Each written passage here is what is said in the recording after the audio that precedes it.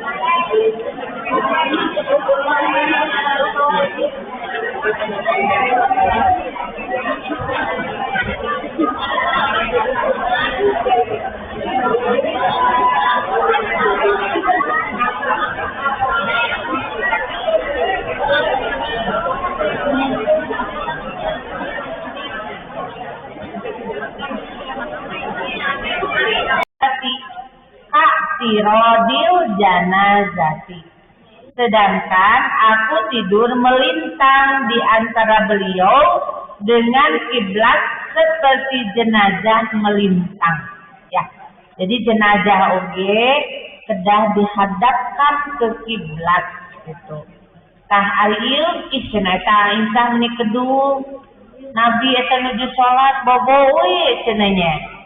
Ya tidak begitu. Jadi nanti Nabi pernah membangunkan istrinya, Nabi pernah membangunkan anak mantunya, tapi tidak teriwayatkan Nabi sholat tahajud berjamaah. Jadi kalaupun mau masing-masing, tuh, ya sampai Aisyah nuju ngagoler itu Nabi tadi seselat, nyakeun we gitu. Tetapi di sini kenapa diriwayatkan? Karena ingin menunjukkan bahwa jenazah pun dihadapkan ke kiblat. Nanti prakteknya dengan mengganjal jenazah itu dengan 3 bantal. Di kepala, di punggung, di kaki, jadi sudah nampol. Di bagian kanan itu kena. Makanya nanti mengikat di sebelah kiri. Supaya apa? Supaya ikatan itu tengah ganjel jenazah. Itu kenapa? Karena bagian kanan akan dikiblatkan gitu. Jadi tali yang 4 di kepala, di siku, di lutut, lalu di ujung kaki 4. Nah itu teh di sebelah kiri. Khususnya kalau di kepala dengan di kaki mah kan itu nggak apa-apa ya, nggak ada pengaruhnya. Hanya yang di belakang, yang di bahu, kemudian yang di lutut, nah itu ikatan yang di siku dengan yang di lutut di sebelah kiri. Itu nyebut. Ini dalilnya bahwa jenazah pun harus dihadapkan ke kiblat. Kemudian waktu sholat jenazah.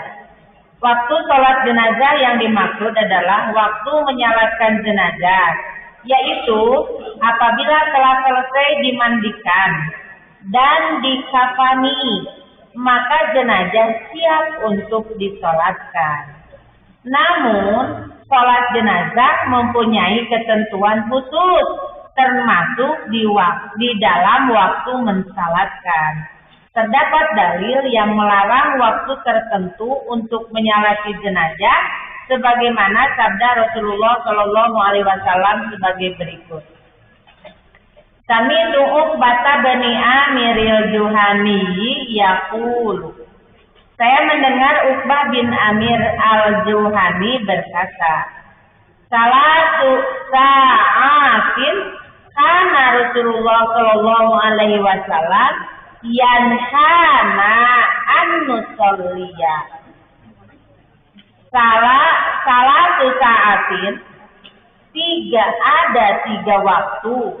Karena Rasulullah, yang mana Rasulullah Shallallahu Alaihi Wasallam yanhana telah melarang kami an-nusolliya untuk sholat fihinna pada waktu itu, aunak buruk fihinna atau menguburkan jenazah pada waktu-waktu tersebut, mauta tanah jenazah-jenazah di antara kami.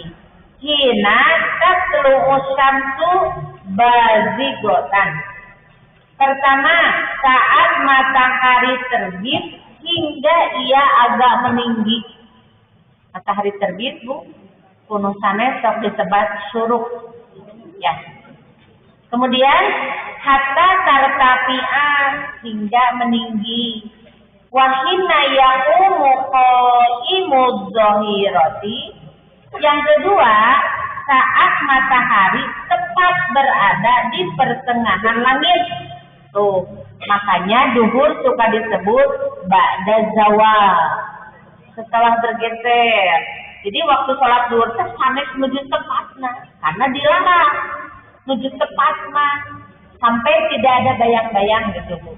Upami atasnya geser ba'da zawal seperti halnya melontar jumroh tanggal 11, 12 atau bahkan 13 itu waktunya ba'da zawal setelah duhur.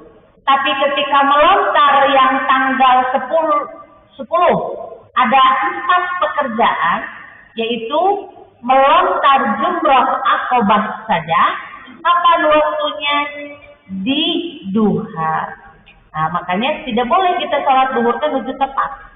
Tapi ba'da zawal rada condong sehingga nanti ada bayang-bayang. Nah, itu teh larangan melaksanakan sholat. Kemudian yang ketiga adalah wahina qadayya usyamsu lil ghurubi. Maka yang ketiga adalah larangannya saat matahari terbenam. Hatta tagruba hingga ia terbenam sama sekali. Sama, jadi waktu duhur ba'da zawal setelah bergeser. Kemudian waktunya maghrib pun setelah tenggelam. Jadi tekenging nembe ieu gitu, Bu. Kapan kami Ibu ke Pangandarannya cuma bahan tapakuranan. Jadi bisi engke albayan piknik na ke Pangandaran. Nyengel, Bu Linda nyengel. Jadi kan ibu-ibu ketika ingin melihat sunrise, ya, sunrise, kita kan suka pergi ke pantai timur kan. Tapi kalau ingin melihat sunset, nah kita ke pantai barat. Nah, pernahkah ibu berpikir, nah matahari seperti masuk ke laut Pangandaran? Ya, Bu. Katingalina nu di Pangandaran seperti masuk ke laut Pangandaran.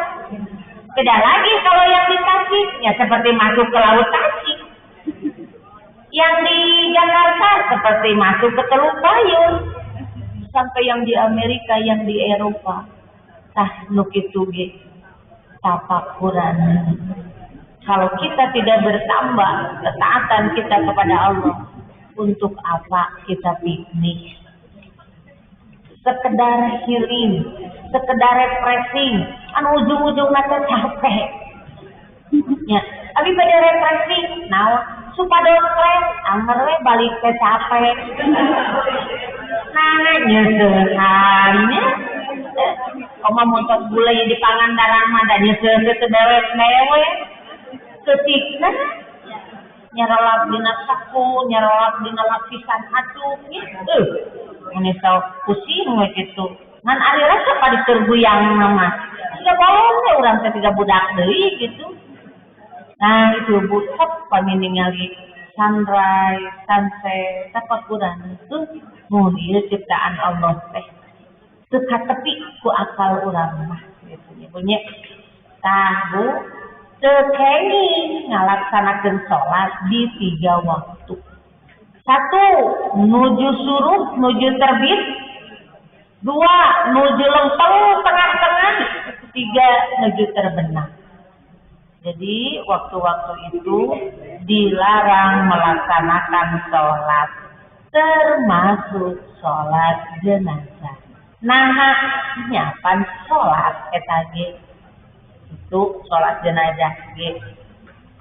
Maka sabda Rasulullah SAW di atas jelas tegas menerangkan bahwa ada 3 waktu yang dilarang untuk melaksanakan sholat jenazah. Maka waktu menyalatkan jenazah itu adalah seluruh waktu kecuali 3 waktu tersebut. Iraha, saya kalau memandikan jam 1 malam, memandikan, beres, misalnya ke jam 2, langsung. Sekarang nanya, kenapa? Saya dulu nggak apa-apa ya, kita salah karena kita sedang belajar. Dulu saya karena dari rumah punya wudu, langsung menyalakan. Ternyata kemudian, ari urang matos gaduh wudu. Tapi aturannya, ketika selesai memandikan, kita tidak bisa mandi. Paling tidak wudu. Jadi saksana di buta bumi tadi matos gaduh wudu. Tapi ketika selesai memandikan, nah wudu deh. Nah wudu naon? Wudu selesai memandikan jenazah. Kalau bisa mandi. Tapi kan saya agak sulit di tempat orang. Ya, ternyata salin. Nah, jadi sok wudu ya. Tuh, termasuk kejadian waktu terakhir emak ya. Emak. Terus saya bilang ke Mama Heti, Mah, wudu heula. Ah, dia teh langsung gini karena udah diimaman oleh Ustaz Aam, langsung hari itu sholat. Naon Umar? Tadi diajak wudu heula. Kan terus ngiringi bahkan. Oh gitu, atuh wae cenah mama wudu deui, nyalatan deui. Ayo seperti itu, itu Bu ya. Jadi itu pun ilmu luntut. Enggak apa-apa salah. Kenapa? Karena kita belajar. Ya. Dan datangnya ilmu tidak dapat menyalahkan pekerjaan yang dulu kita lakukan salah karena belum sampai ilmu gitu Bu. Saur ibu teh abi mah kapungkur teh kitu. Wios nu atos mah atos. Insyaallah dihapunten ku Allah. Tuh Bu. Adapun permasalahan yang timbul kemudian adalah apakah ada batas waktu menyalatkan jenazah? Tuh punya. Nah aya batasna teu urang nyalatkeun jenazah teh. 1, jenazah yang telah dikebumikan. Dikebumikannya atau dikubur jenazah bukan batasan akhir syariat mensalatkan jenazah itu. Setelah habis waktunya, Rasulullah Shallallahu Alaihi Wasallam pernah melakukan salat jenazah yang jenazahnya telah dikuburkan di pekuburannya. Jadi ibu teh dongkap ya, nguping. Bisa jadi karena telat informasi. Kadang-kadang kan informasi tehnya yang cepat gitunya punya orang teh. Informasinya cepat terbuka HP nak ku ibu tehnya. Misalnya kan biasa rupi-rupi kejadiannya teh. Nah, misalnya teh ibu teh begitu kenging berita, langsung ibu teh hoyong nyalakan. Ternyata jenazahnya atas dikurungkeun. Ya silahkan ibu bade uing ke kios nyalatan kios. Karena nyalatan mah wajib kifayah. Artinya ketika ibu henteu ge teu dosa. Tapi ketika ibu teh abi mah da hoyong. Da hoyong kenging pahala. Maka ibu susul ka kuburanana. Posisinya sama. Itu hanya ya nanti tergantung pekuburannya. Karena saya pun waktu di Kebon Gedang ternyata sulit Bu. Kenapa? Karena sudah sangat-sangat berdempetan pekuburan teh. Sehingga kita tidak ada ruang. Kenapa? Karena yang dimaksud sholat alal kubri teh karena luhureun kuburan. Tapi di sampingna ieu kuburan, saya ibu teh di dieu. Kami pamegat ibu berdiri di dieu, kami istri ibu berdiri di tengahnya. Sampai saya agak kesulitan mau menyelatkan ikhwan kami di dieu kuburan. Sampai aya we kuburan hiji deui, tadi dia aya lolopang gitu Bu, aya taneuh. Maka saya di sini. langsung di dieu. Kenapa? Karena kalau di sini saya melanggar nimsak kuburan. Tuh kan tekengnya. Tuh nyampunya. Jadi kumaha mensolati jenazah yang telah dikebumikan atau telah dikubur. Hadisnya An Abi Hurairah radhiyallahu anhu. Kenapa langsung dicantumkan hadis? Ari dalil teh dua.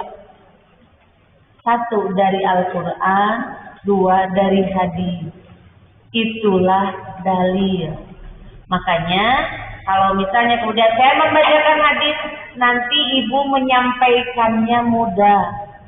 Saur ibu teh didugikeun karena ibu harus menyampaikan ke siapa? Kalau ada suami ke suami, kalau masih ada ke anak, kalau mah ada cucu terus arageun sok dugikeun ka incu. Nah, supaya kepengurusan jenazah itu sesuai dengan apa yang diajarkan oleh Rasulullah. Itu kan itu. Nah, kata saur putra, saur putu, saur mantu teh, mana dalilna? Tuh ka ibu teh. Kela, ada mamah gitu apa? Urang baca we gitu misalnya. Ya, Bu. Nih hadisnya. An Abi Hurairah radhiyallahu anhu, dari Abu Hurairah semoga Allah meridainya, anna aswada rajulan. Sesungguhnya seorang laki-laki hitam, au mro'atan atau perempuan hitam, karena yakunu fil masjidi yakumul masjidah. Tuh yang punya kekenging sok nganggap hina kana sanes.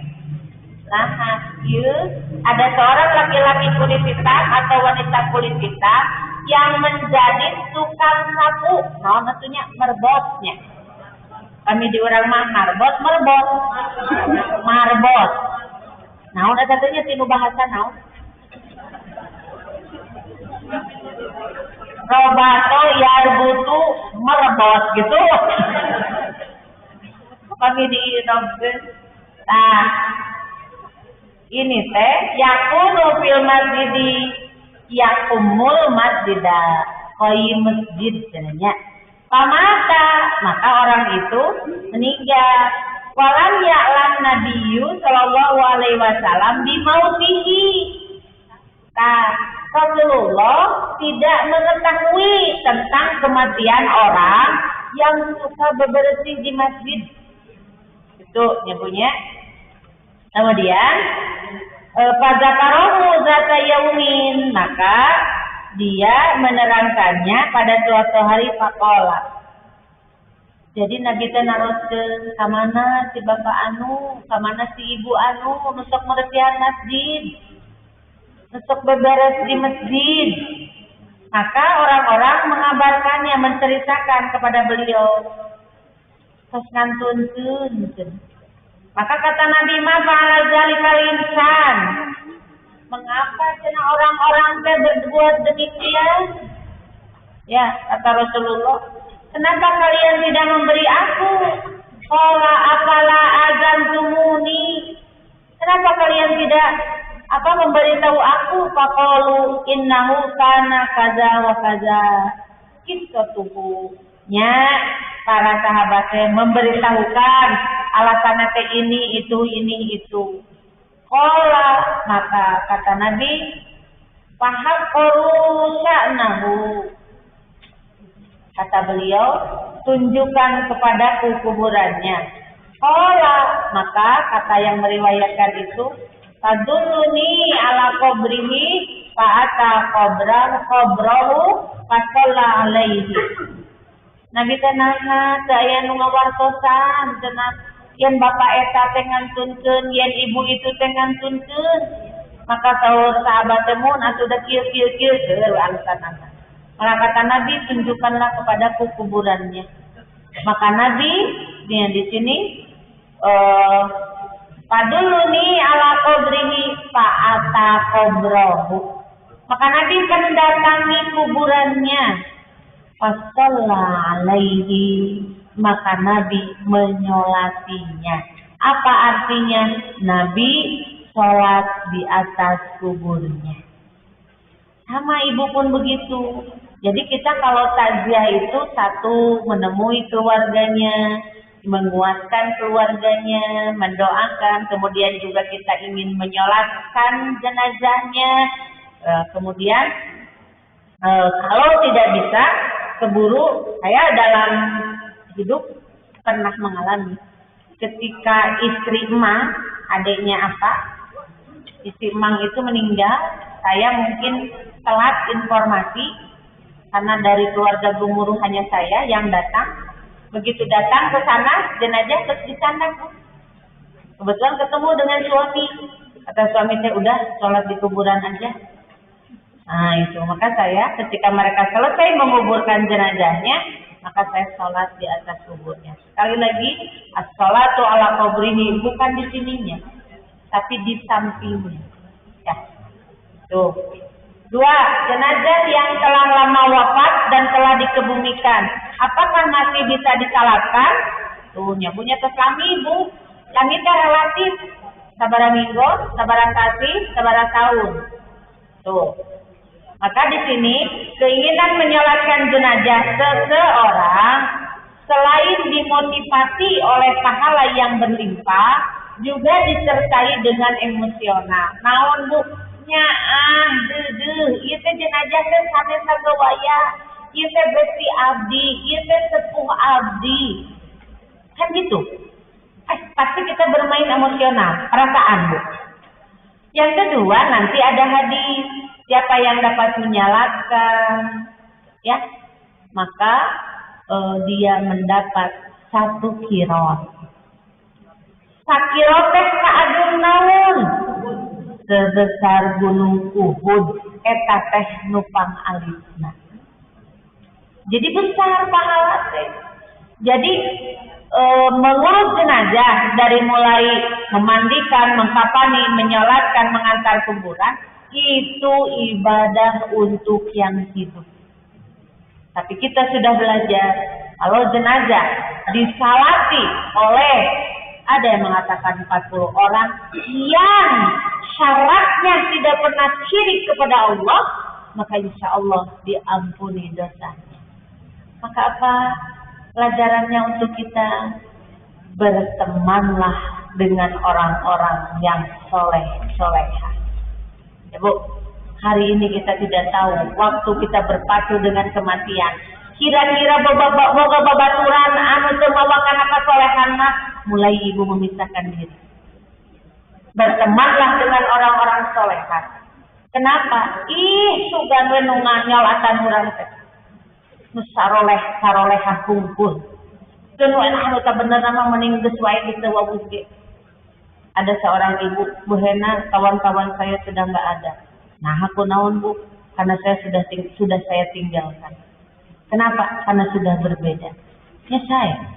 Berarti ibu sudah mulai menjurus apa berteman teh jeung nu soleh-solehah yang memotivasi kepada kita untuk lebih berbuat baik, lebih berbuat baik. Kitu saya nah kan orang terterang yuswa orang. Kita nggak tahu kapan kita mati. Itu Bu ya. Nah, ini apakah masih bisa disalatkan? Jadi keinginan menyalatkan jenazah seseorang selain dimotivasi oleh pahala yang berlimpah, juga disertai dengan emosional, kedekatan, serta keutamaan dalam mendoakan seseorang yang sudah meninggal. Namun, kenyataannya untuk menyolatkan itu tidak semua orang diberi kesempatan, yang kadang-kali terhalang oleh situasi dan kondisi, terlebih terbatasnya waktu atau terlambatnya menerima berita kematian. Apakah yang terjadi apabila setelah sekian lama jenazah yang telah dikebumikan itu masih bisa disalatkan? Maka kita perhatikan hadis-hadis sebagai berikut. Tuh, ibunya ya. Kita untuk apa? Untuk diamalkan. Allah pakumpul pun biang teh ngantunkeun sasabaralami aya pangintenah 4 tahun habisnya kesabujeng nyalatan. Kalau ibu sudah dapat ilmunya, ya, perhatikan hadis-hadis nanya punya. An Qatadah an Sa'id bin al-Musayyib, dari Qatadah bin al-Musayyab, anna Ummu Sa'din, bahwa Ummu Sa'ad mata wafat atau meninggal, wan Nabi sallallahu alaihi wasallam ghaibun. Sekali lagi gaib teh sanes gaib cigajin. Ya. Gaib teh tidak hadir di tempat. Kieu bukit. Aya hadis, mudah-mudahan pelajaran kanggo urang. Jika seseorang mendoakan orang yang gaib, sanes jin, sanes setan. Artinya seseorang mendoakan orang yang tidak hadir di sini. Yang tidak hadir di sini, maka ada malaikat penjaga yang duduk di dekat kepala kita. Walau alam dulu beliau mana? Kan gaib malaikat mah. Ya. Jeung ulah sok sieun. Nah ibu bersieun ku jin. Da jin kami gaib teu katinggalinya. Tapi jarang kunaon sieun ku malaikat jarangnya. Terus jarang padahal kami malaikat oge gaib. Nah, ketika ibu mendoakan orang yang tidak hadir gaib, maka ada malaikat yang duduk di dekat kepala ibu mengaminkan doa ibu sampai malaikat itu berkata, walaka bimisli. Untuk Anda pun seperti itu. Ibu teh ngadoakeun ieu. Ibu-ibu urang doakeun ibu anu kalaresan nembe teh hadir, urang doakeun ku urang sadayana mugi anjeunna sehat, ya digampilkeun rezekina, urang kalina saroleh. Tah diaminkan oleh malaikat sampai saur malaikat teh walaka bimisli. Buat Anda pun seperti itu. Jadi hakikatnya jangan mendoakan kejelekan. Nah, bisi diaminkeun ku malaikat. Terus teh malaikat teh walaka bimisli. Kan aya nu emosi sing cilaka sia. Itu gitunya. Ceprot denganna nu cilaka diaminkeun ku malaikat walaka bimisli. Tuh kedah hati. Mun ibu nyeri ku seseorang, Bu. Tapi ibu nggak sanggup mendoakan baik. Nah, ada bekas tuh nyeri ibu teh. Maka ibu jangan mendoakan jelek. Meski apa? Orang yang terzalimi itu antara dirinya dan Allah tidak ada penghalang. Maka daripada ngadoakeun Allah, mending nu sae. Ya Allah, paparingan hidayah si jalmi eta teh. Sing soleh, sing soleha, sugan ge atuh. Kan sami sareng ngadoakeun urangnya. Tuh gitu. Si eta sabala gimana sing cilaka. Nah, gitu kami sareng ngadoakeun urang cilaka. Kalaupun ibu terlalu sakit, abi teu bisa ngadoakeun hade teh da nyeri, ibu sanggakeun mangga ya Allah, teu langkung Allah. Terus gitu. Ai teh si itu teh cilaka. Tong sombong sih teh tempokeun. Tong sombong emang susah kitu si eta cilaka. Homo dina hate aya bunga. Nah hate aya bunga tuh nya tempokeun sia anu nyarikeun abdi mah cenah sok cilaka. Ulah. Jangan. Allah tahu. Allah tahu ibu ya. Tuh ya. Iya. Maka wan Nabi sallallahu alaihi wasallam ghaibun. Nabi ghaib hartosa teu hadir waktu kematian Ummu Sa'ad. Nabi teu hadir teu aya di dinya. Falamma qadima tatkala beliau sampai mungkin sedang melakukan perjalanan, tatkala beliau sampai shalla alaiha. Nabi menyolatinya. Menyolati siapa? Ummu Sa'ad. Nah gitu Bu. Waqad mado lidzalika syahrun. Padahal Ummu Sa'ad sudah berlalu kematiannya tosasasi. Sudah 1 bulan. Nyolatan ada kabungkur teu kapujeng abina nuju teu aya. Mangga ibu teh nuju ka Putra, nuju ka Jakarta, nuju ka Jawa. Tiba-tiba di Bandung ada besti ibu ieu. Nu ngantunkeun. Ibu teh teu tiasa muling. Contoh, saya punya kawan ketika anaknya umroh, lalu ayahnya meninggal. Kata anaknya, "Bu Ena ini sedih teh. Nah, tuntun abi menuju umroh." Nah, gitu ibu kedah siap ya. Gitu. Artinya ya pasrah kan ke Allah.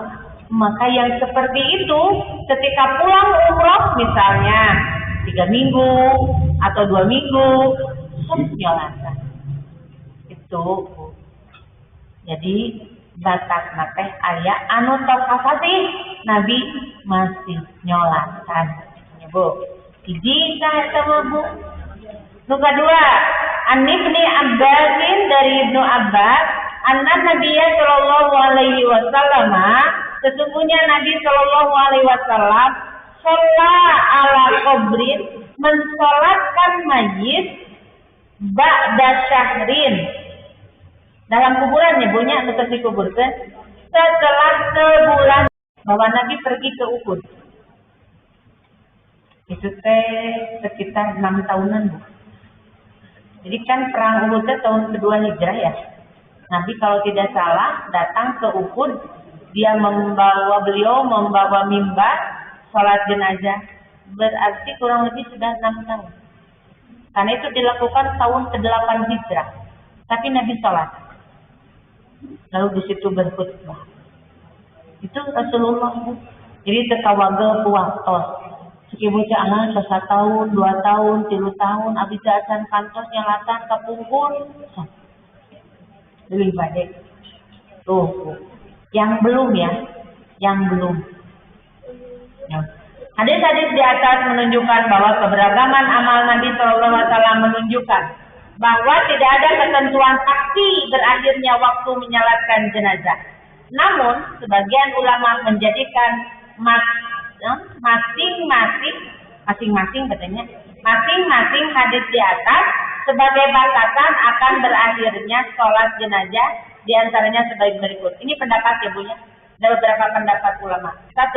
Pertama, menurut Imam Abu Hanifah dan ulama Khurasan, batas akhir diperbolehkan sholat gaib hanya 3 hari sejak mayat dikuburkan. Nah, ini tentang sholat gaibnya. Kan ada beda Bu sholat gaib dengan sholat jenazah.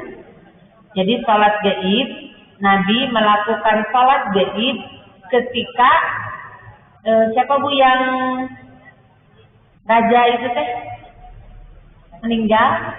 Kenapa Nabi Najasyi? Ya, Najasyi. Kenapa Nabi melakukan sholat gaib? Karena di sana tidak ada yang menyolatkan. Maka Nabi sholat gaib. Ketika di sana saudara ibu meninggal di Jakarta, ibu tong sholat gaib di dia. Di Jakarta pasti seueur menyolatkan. Adapun kalau jenazahnya dibawa ke Bandung, nah, saudara ibu teh simpan heula we di dieu, bade di masjid, bade di madrasah, bade di bumi. Naon hoyong nyolatan heula mah. Atau misal dari Jakarta teh langsung dikubur di Bandung. Misalnya, kan contoh, ibu saya orang Ciamis, ketika dibawa ke Bandung amanatnya mun umi maut hoyong dikubur di Ciamis. Maka ketika meninggal kita mandikan, kita kafani, kita sholatkan, lalu langsung dibawa ke Ciamis. Kenapa? Karena amanatna hoyong gitu. Saya pernah di Kawaluyaan memandikan jenazah, karena sering saya, Bu Ena, tolong bantu kami memandikan jenazah, mengurus jenazah. Tiba-tiba itu rusuk. Bu Ena, kalau bisa cepat, aya naon? Karena ini amanatnya ingin dikurabkeun teh di Batam di mana. Jadi begitu selesai disalatkan di masjid, langsung dibawa pakai pesawat. Nah, jadi upami itu jauh, kemudian ada masalah, biasanya jenazah pakai pemkat. Kalau misalnya sudah ada keluaran, ya kasusnya saya pernah mengalami, saya memandikan jenazah, kita tidak tahu akan dikebumikan di Jawa. Nah, ternyata mohon maaf basah. Karena tidak bilang sama saya bahwa ini jenazah akan di sana gitu. Padahal nuju dibakar saya naon. Tapi mungkin karena lama disemalamkan, pagi-pagi baru berangkat ke Jawa, ternyata begitu di sana basah. Nah, kan pemik itu mah kasusnya biasa ngopenser ya, supaya aman gitu. Makanya keluarga itu harus sama mengemukakan gitu, ingin begini, ingin begitu gitu. Nah, seperti itu. Nah, di sini mah ini pendapat para ulama, nyebutnya ari anu ti Nabi mah tadi teu aya bata. Tapi alangkah apa ya baiknya ketika ibu juga tahu, oh ada loh pendapat ulama begini. Pertama, menurut Imam Abu Hanifah dan ulama Khurasan, batas akhir diperbolehkan salat gaib hanya 3 hari sejak mayat dikuburkan. Hadisnya ayatnya Nabi. Jika sesudah 3 hari, maka tidak boleh melakukan salat gaib atas mayat tersebut. Jadi saya agak bingung ini kenapa jadi salat gaib. 2. Menurut Imam Ahmad, salat gaib diperbolehkan hingga sebulan sejak mayat dikuburkan. Salat gaib diperbolehkan hingga diperkirakan jasad mayat rusak. Hal ini karena jika jasad sudah rusak, maka tidak ada alasan untuk mensalatinya. Ini pendapat ya Bu ya. Ini pendapat sekali lagi. Imam Hanafi, bahkan nanti ada Hambali suka disebut Hanabilah, Hanafi, Hanafiyah, Syafi'iyah, kan suka gitu ya. Nah, ketiga, salat gaib diperbolehkan hingga diperkirakan jasad mayat rusak. Hal ini karena jika jasad rusak, maka tidak ada alasan untuk menyalatinya. Padahal setahu saya, kalau jasad rusak itu yang tidak boleh dimandikan. Tapi biasanya dikafani dan dipakaikan peti. Biasanya petina terus dipaku, terus dipaten, tidak boleh dibuka. Itu kemungkinan jenazahnya rusak, yang tidak boleh dilihat. Tapi biasanya ditakdirkan begitu masih disolati. Ya, di kita masih disolati. Tah saya ketetapan ieu mah. Jadi urang mah ningalina ka mana? Karena hadis Nabi. Toh tidak diterangkan mensolati jenazah, apakah jenazahnya utuh atau rusak. Kalau kita melaksanakan salat gaib, 1 jenazahnya hilang. Tahu jenazah kapal apa? Adam R-nya. Kan itu tidak diketemukan 1 jenazah pun. Ya, itu meledak di atas ya. Nah, maka ketika tidak ada jenazahnya, kita melaksanakan sholat gaib. Karena tidak ada jenazahnya. Tuh. Keempat, orang yang wajib menyalati mayat saat kematiannya diperbolehkan sholat gaib tanpa ada batasan waktu. Batas akhirnya adalah hingga dia melakukan sholat gaib. Wah, misalnya mayat berwasiat namanya kata akan ngantunkeun Bu karena sok mayat jawab berwasiat ieu dibuge lumpat. Mayat berwasiat agar disalati oleh guru A, namun pada saat kematiannya guru A tidak bisa menyalatinya, maka guru A boleh melakukan sholat gaib sampai kapanpun hingga ia dapat melakukannya. Kalau saya punya murid, dan itu murid kesayangan saya. Kenapa? Karena dia tahfidz sudah sampai di Al-A'raf. Al-A'raf itu 22 halaman. Dia baru setor 6 halaman. Sekali setor, Bu. Nah, waktu dia koma, kemudian terbangun dari komanya, dia berbicara begini sama kakaknya. Mun abi maot, abi hoyong diibakan kubu henna.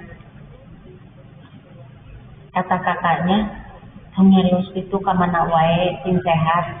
Karena ini dari koma, siuman. Tapi kemudian dia mengulang, Tahun cenanya mun abdi maut nawangi buhenana persaun teh nya. Gitu.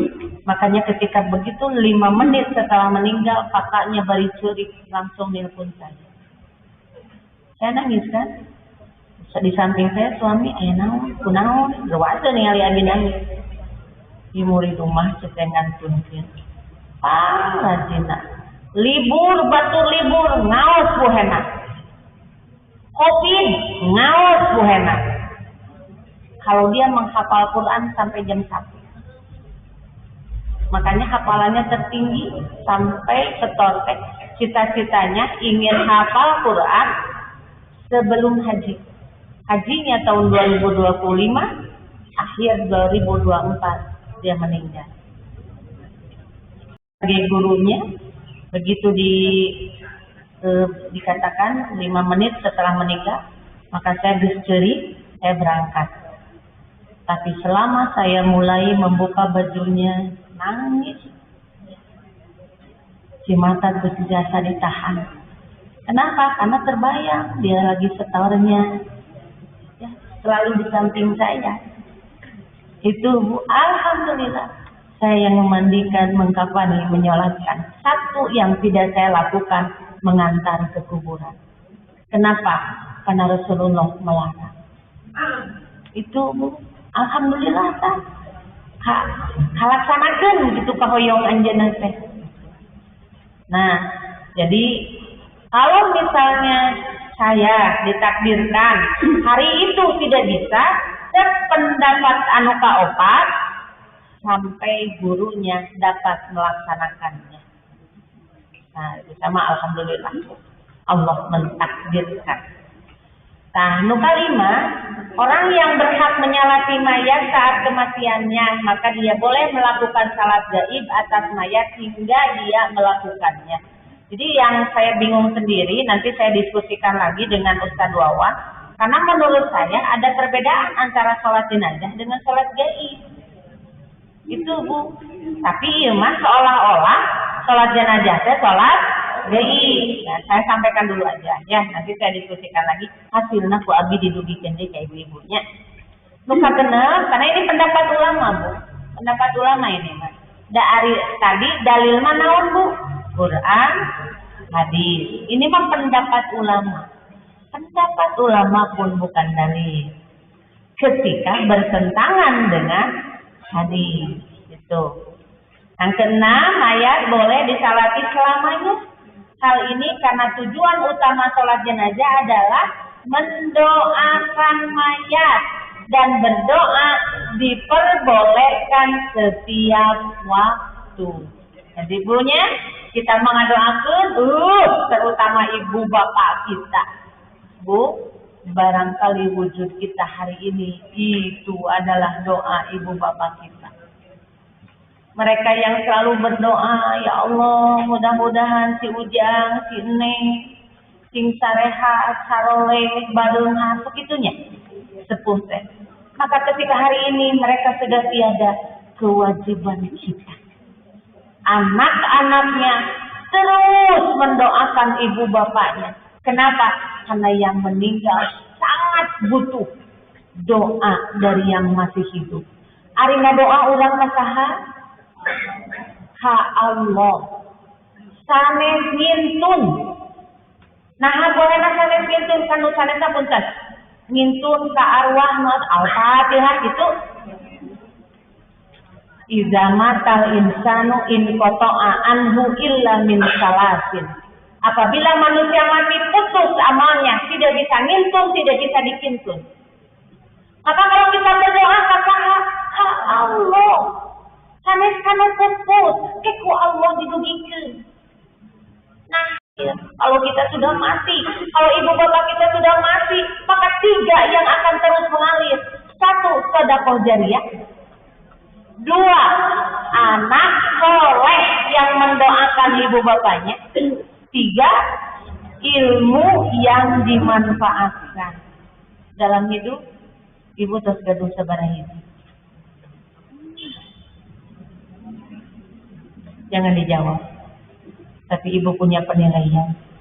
Ibu lihat ibu-ibu, putra ibu Apakah sudah sesoleh yang ibu inginkan? Lalu ibu hisab amal ibu. Balil insanu ala nafsihi basir, walau alqa ma'azir. Bahkan diri kita ini menjadi saksi. Naon wae kehadiran pernah dikurang dilakukan. Hafalin badan. Walau alqa ma'azir, meski dibela dengan berbagai kepentingan. Usaha iya. Atuda abi mah atuda nate loba. Ya. Jadi tinggal introspeksi kalau ibu teh insya Allah abi teh jariah teh aya. Ya Bu. Sedekah jariah teh aya. Naon?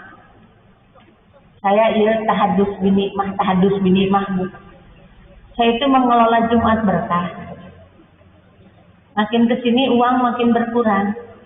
Dengan keadaan hari ini, nu 500 jadi 400, nu 200 eureun. Betul Bu? Ari harga naik. Ya saya sok hanya bisa berdoa kepada Allah, ya Allah, baparin rezekina. Kamu Jumat berkah. Kadang-kadang sampai Jumat ada 5, sementara saya jumlahkan per bulan donatur teh ngan aya 1.800.000. Akhirnya jenuh. Kadang-kadang sok noel bapana, bantusan. Oke, ke bapana, ku abdi bisa dibantuan. Saya berdoa sama Allah sampai dah Mei teh aya Jumat 5 nu kahiji teh liren nah hadeuh. Atisna, barusan Bu Ustaz, ini dari saya, insya Allah saya rutin. Abdi teh kaburu sujud syukur teh Bu. Alhamdulillah. Ibu pada rutin, muhun. Alhamdulillah. Jadi kalau yang sedekah sekali-kali mah banyak, tapi nurutin mah hebat. Aya nu nyebatkeun ku hena mun bade ulemnya ngagodog jahe, koneng, serai, unggal bade ulem saya teh tenang ngepiskeun beung. Sekali-kali bisa nu hese rutin. Wassalam kami rutin mah. Tahadus bini mah. Meni bingung. Alhamdulillah ya. Jadi saya bisa untuk melanjutkan Jumat berkah ieu teh gitu Bu. Nah, nya kumaha? Tapi saya berpikir, da kurangnya entong kana sanggup we. Kana naon atuh? Kana kolak, bapana sok protes. Kolak mah sewaran cenah gitu. Nya tuh kumaha? Yakin Allah bakal maparin jalan. Alhamdulillah Bu. Tuh punya hadus bini mah nembe mangga cenah ieu kanggo Jumat berkah insyaallah abi unggal sasi. Aduh meuni hayang ganjang sujud ngana lawak panto gitu Bu. Nembe alhamdulillah. Sedekah jariah. Ya, sedekah jariah. Kemudian ilmu yang dimanfaatkan. Jadi kadang saya capek Bu, sehari aya ngaos 3, bahkan pernah 4 plus masak, capek-capek. Tapi sunggah gue. Dari apa yang saya sampaikan ada ilmu yang bisa diamalkan oleh yang lain mendapatkan pahala. Kebagian abdi. Cuma ngeteh. Hanya saya mau ngaji, senang. Apa?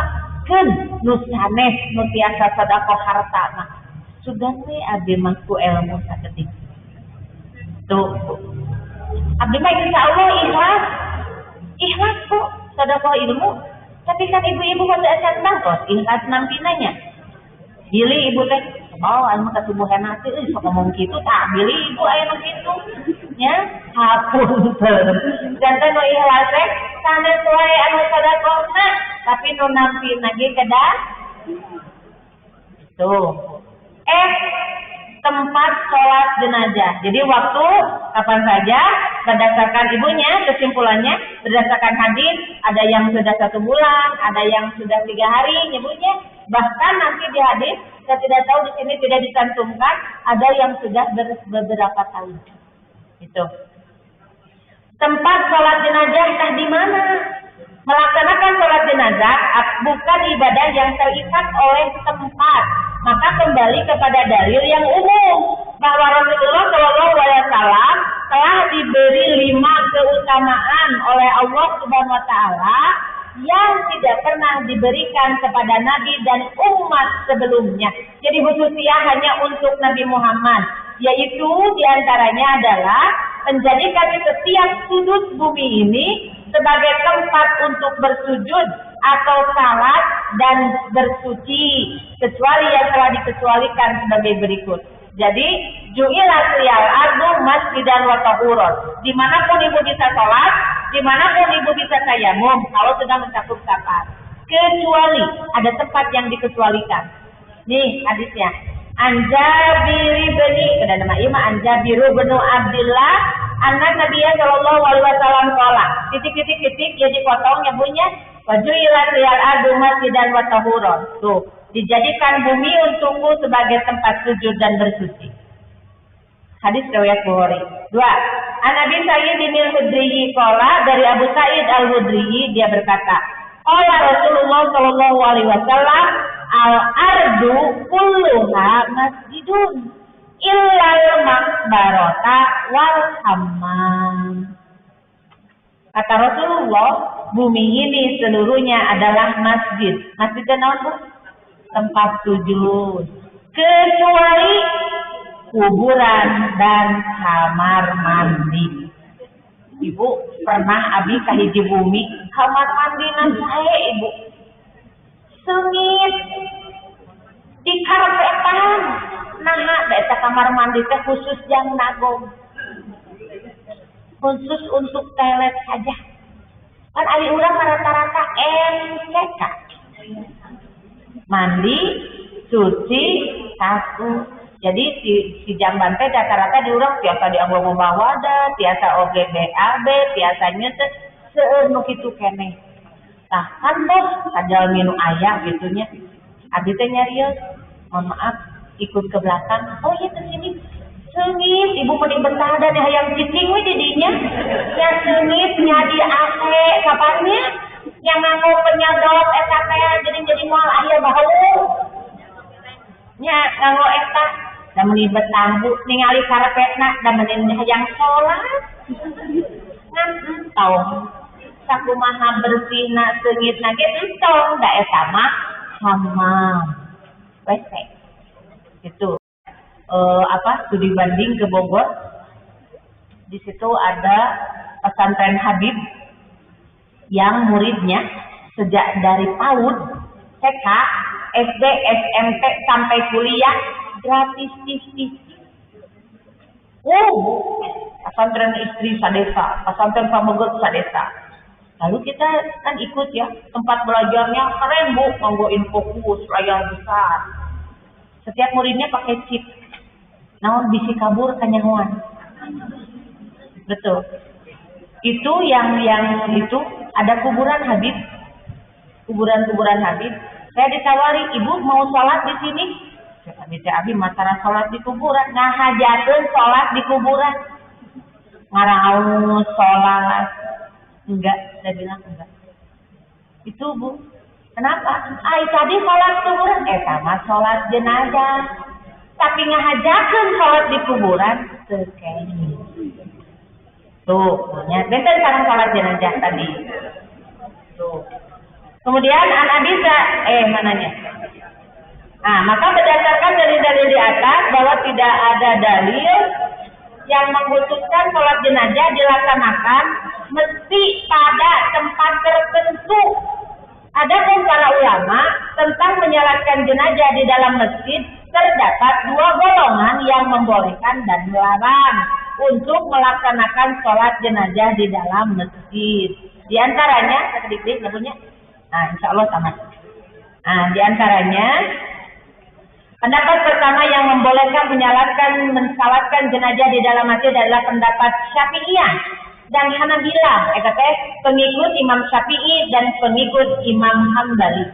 Disebutnya Syafi'iyah, Hanabilah, karena beralasan pengalaman terhadap dalil itu lebih agung ketimbang berpikiran atau berperasaan karena takut untuk mengotori dalam masjid. An-Nabi Salamat bin Abdurrahman anna Aisyah lamma tuwfiya Sa'd bin Abi Waqqas qalat Aisyah udkhulu bihil masjid, masukkanlah jenazah ini ke masjid hatta usalliya alaihi, sampai aku menyalatkannya. Fa'ankiru dzalika alaiha, maka orang-orang mengingkari hal itu. Faqalat, maka kata Aisyah, wallahi, demi Allah, laqad shalla Rasulullah sallallahu alaihi wasallam ala banai bayda'a fil masjid. Rasulullah pernah mensolati dua orang putra Bayda di dalam masjid, yaitu Suhail dan saudaranya. Hadis riwayat Muslim. Betul, saya sudah, kalau Sabtu dipindah khusus Ustaz Wawan, hari Sabtu kedua dan keempat itu Sahih Muslim, dan hari ini tentang Kitabul Jenazah. Itu saya baca. Itu hadis. Nah, di Sahih Muslim.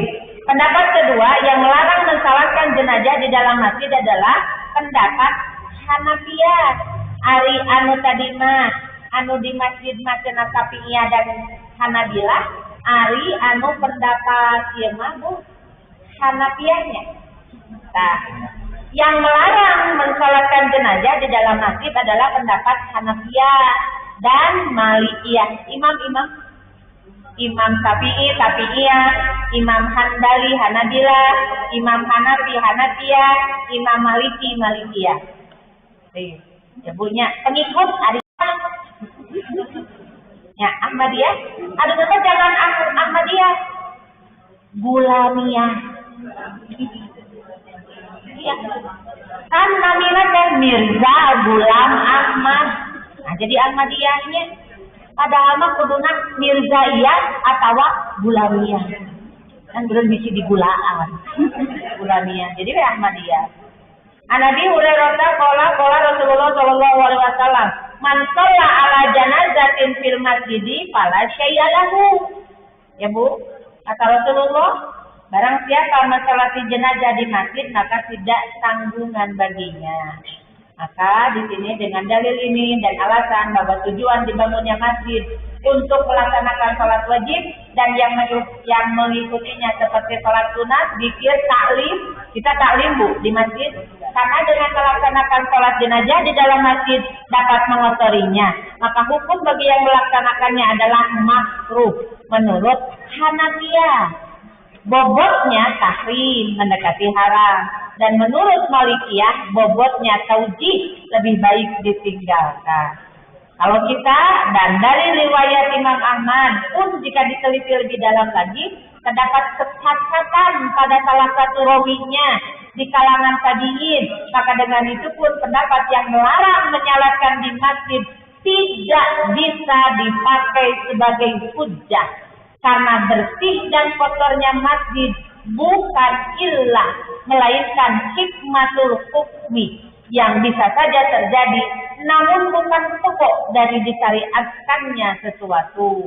Walhasil dapat disimpulkan bahwa tidak ada tempat khusus untuk menyalatkan jenazah. Jadi ibu bumina sempit, badai di sana mereka masjid supaya kalian menyolatkan mangga. Abi mah badai di bumi we, mau di sana ke masjid jadi bumi gila lega mangga. Ya, di bumi teh, rek di dinya, rek di dieu, rek di ditu, mana? Ya, asal we, ya mah ada keleluasaan untuk orang bisa mensalatkannya, gitunya Bunya. Jadi sekali lagi, tidak ada ketetapan harus di masjid, tidak ada ketetapan jangan di masjid, mangga kumaha, janten fleksibel. Ada di masjid, mangga. Ada di bumi, mangga. Jadi tidak ada tempat khusus. Alhamdulillah. Sama, insya Allah nanti kalau bertemu bagian 9. Tuh, ya. Ya, nanti saya inginnya mensalatkan nanti ketika kita praktek mensalatkan jenazah, saya inginnya dilempar dulu ke ibu doa salat jenazah, biar ketika nanti kita praktek memandikan, mengkafani, lalu mensalatkan, ibu-ibu terbiasa doa. Nah, ya Bu ya, mudah-mudahan kamu sariun ngapalkeun ya. Sarion, kete. Ibu-ibu insya Allah nanti habis depan atau 2 minggu lagi ibu-ibu disalar. Telah lembut ibu teh. Nah ada izin can apa? Lembut we terus terang buena can apa tuh. Buena ge da mau dipaksa. Ibu, insya Allah bacaannya akan didahulukan supaya ibu-ibu hafal. Ya. Ibu yang dirahmati Allah Subhanahu wa taala, teh patarakan Bu? Oh ayah. Mangga.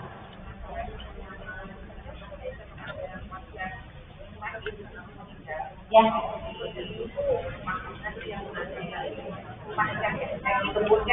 Ya.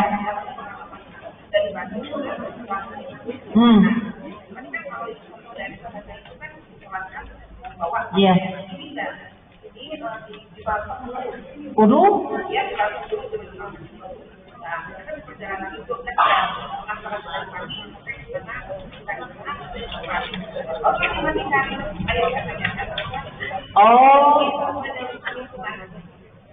Oh, ya bisa. Itu mah teknis. Hari ini mah karena ada wasiat. Kalau mama meninggal, mama ingin dikuburkan di Sumatera. Jadi teknisnya kumaha. Jadi dari sini teh belum dimandikan. Ya, kata ibu mah. Belum dimandikan, perjalanan 12 jam. Baru datang ke sana dimandikan. Simpelnya mending dari sini. Jadi begitu datang ke sana, satu, mungkin mending kalau di sana ada yang memandikan, mengurus jenazah sesuai hadis. Bayangkan tuh kenapa kalau ibu saya begitu, saya perlakukan pertama dekat. Yang kedua, karena saya tahu di kampung saya memandikannya belum seperti saya. Dan ketika punten ayah saya meninggal, itu yang biasa memandikan pun tidak berani.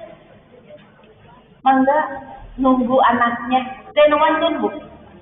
Karena adik itu, karena kalau ayah saya meninggal, dan saya tidak ingin diurus oleh yang lain. Kenapa? Karena cara sunnah tidak sesuai sunnah Nabi. Nah, itu penting kalau di sana ada yang memandikannya sesuai ajaran Rasulullah, kita bisa Bu. Oh, ya. Jadi itu mah mungkin puntennya mengawetkan, ya, supaya tidak mudah tertidur. Karena jenazah itu macam-macam Bu. Makanya ibu yang memandikan mah harus tahan. Ada yang biasa aja, ada yang ya sudah tertiup, ya, dan kita harus sudah menjaga kerahasiaan. Nah ini mah cenah dibalas mangga etama. Kenapa? Karena belum masuk kepada kaifiat memandikan. Nanti kalau sudah masuk kaifiat memandikan, maka 3 kali kita mewangikan. 3 kali.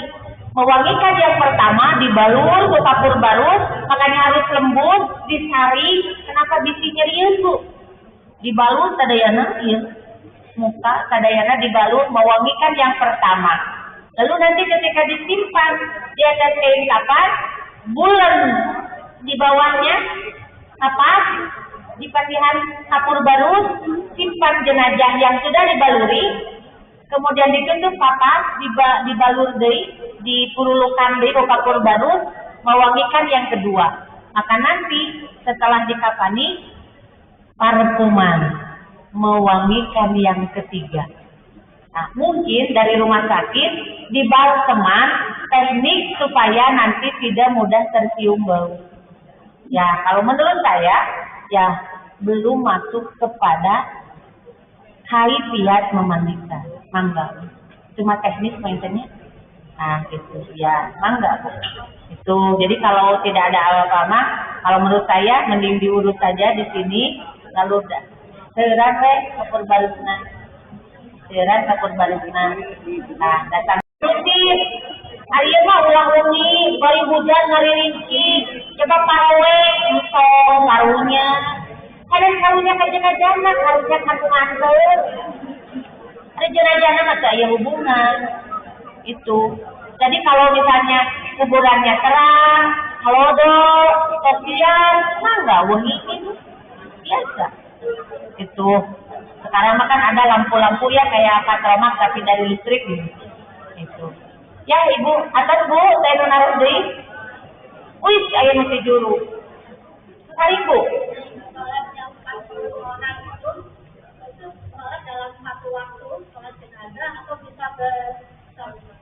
Iya, itu mah bisa satu waktu, bisa berkali-kali. Karena kan biasa katingal nyebutnya nusoleh mah menyolatan anak. Waktu ayah saya meninggal, Ustaz Usman Allah yarham. Ini bu, ini pesantren. Ini rumah Ustaz Usman. Hanya terhalang satu rumah, tapi kita anak-anaknya baru bisa mensolati jam 3 pagi. Saking apa? Saking orang padat. Hefe, pada lebet. Saking banyaknya. Nah, kan kita bisa tuh. Mun abi maut gitu tuhnya. Itu kan. Itu. Jangan sampai saya pernah memandikan ya keluarga. Saya katakan gini sama anak-anaknya. Mangga siapa yang mau menyolatkan? Ari sorojo teh nyaranak sajadah. Ada dalil. Jadi bisa langsung 40 bahkan lebih bu. Bahkan kadang-kadang kita ya dalam satu peristiwa mensolati orang yang soleh, orang yang senior gitu nyebutnya. Sekali nyolatan pinuh. Nah gitu pinuh. Sampai orang punten bu, sampai kararia. Itu saya punten jadi takdir jadi gitu. Saking penuhnya keluar ganti lagi banyak. Jadi syaratnya 40 orang itu yang tidak syirik kepada Allah. Syaratnya.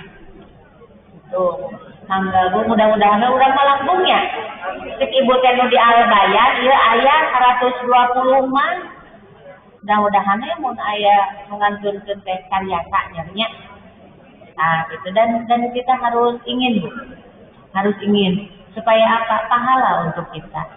Untuk biasa ada patos kenapa ulah begitu. Ya, jadi usahakan. Kalau ada tetangga, makanya nanti sekalipun tetangga teh kurang soleh, kan Rasulullah jika engkau mensolati jenazah Pak aku itu, meskipun ibu teh tahu jami ieu teh kirang sae, tapi ibu nyalakan we nah ada pahalana kamu ini. Itu. Atas bu, nah enggak atas ibu-ibu tol 11:30 sekedap di pada azan duhur. Semoga apa ilmu yang ibu peroleh hari ini bisa diamalkan. Ya, sampaikan ilmu dan jangan berharap ketika ibu menyampaikan batur nurun kabeh ke keluarga kadang dibantah. Jadi kewajiban kita apa? Sampaikan ilmu.